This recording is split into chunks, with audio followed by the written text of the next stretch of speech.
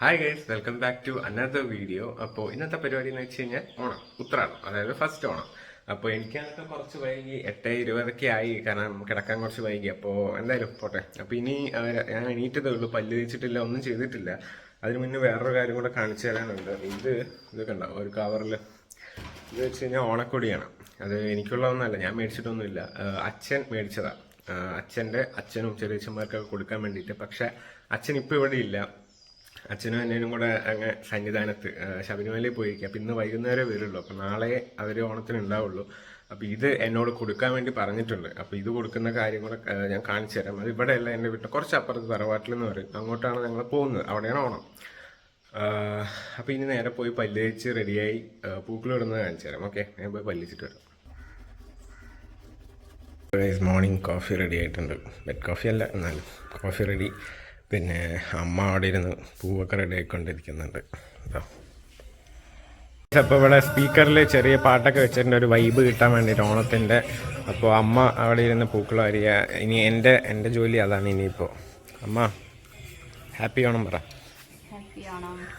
Ready ആയിട്ടൊന്നും ഇല്ല കേട്ടോ, ഞങ്ങൾ ഇതെല്ലാം കഴിഞ്ഞിട്ടേ റെഡി ആവുള്ളൂ. മാറിക്കോ. എൻ്റെ ജോലി ഇതാണ്, ഈ പൂ വരിക എന്നുള്ളത്. ആദ്യമായിട്ടാണ് ഞാൻ ഓണത്തിന് പൂ മേടിച്ചിട്ട് വരുന്നത്.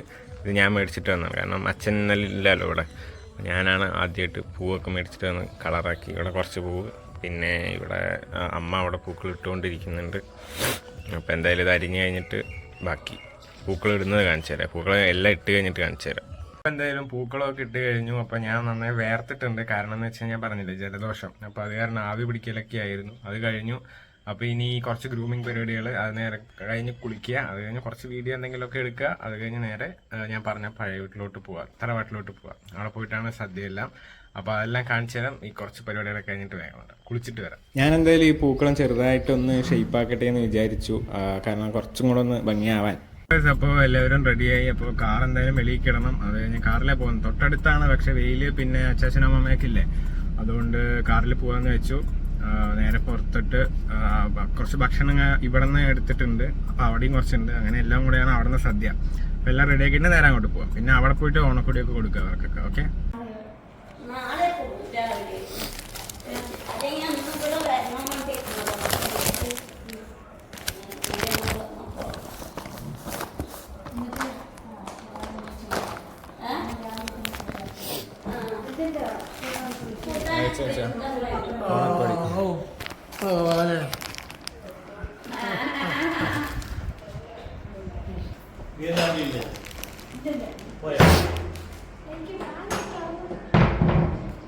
അച്ചാ ഓണക്കൊടി, ഓണക്കൊടി അവിടെ നിന്ന് ഇത്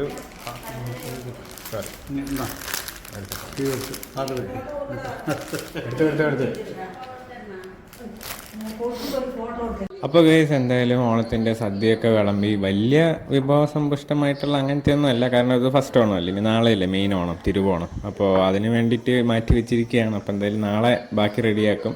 ഇന്നെന്തായാലും കുറേ എല്ലാം കറികളും പപ്പടം, അച്ചാർ, ഇഞ്ചിപ്പുളി, അങ്ങനത്തെ പരിപാടികളൊക്കെ. പിന്നെ ഞാനും ആദ്യം ഇരുന്നു, ബാക്കി പിന്നെ എല്ലാവരും ഉണ്ടായിരുന്നു. അപ്പോൾ എന്തായാലും അടിപൊളി സദ്യയായിരുന്നു. ഇതൊക്കെയാണ് എൻ്റെ വീട്ടിലെ ഓണപരിപാടി എന്ന് പറയുമ്പോൾ. നിങ്ങളുടെ വീട്ടിലെങ്ങനെയാണ് ആഘോഷിക്കുന്നത് എന്നുള്ളത് കമൻറ്റ് ചെയ്തോ. ഇങ്ങനെയൊക്കെ തന്നെയായിരിക്കും മോസ്റ്റ് ഓഫ് ദ വീടുകളിലും. പക്ഷെ എന്തായാലും ഡിഫറൻസ് ഉണ്ടെങ്കിൽ പറഞ്ഞോളൂ. കാരണം ചില വീട്ടിൽ മാവേലി വെക്കുക എന്നുള്ള ചടങ്ങൊക്കെ ഉണ്ട്. അപ്പോൾ അങ്ങനെയുള്ളവരൊക്കെ ഉണ്ടെങ്കിൽ കമൻറ്റ് ചെയ്തോളൂ. അപ്പോൾ എന്തായാലും ഇത്രേ ഉള്ളൂ ഇന്നത്തെ വീഡിയോ. എല്ലാവർക്കും ഇഷ്ടപ്പെട്ടു എന്ന് വിചാരിക്കുന്നു. ചാനൽ സബ്സ്ക്രൈബ് ചെയ്യുക, വീഡിയോ ലൈക്ക് ചെയ്യുക. ബൈ.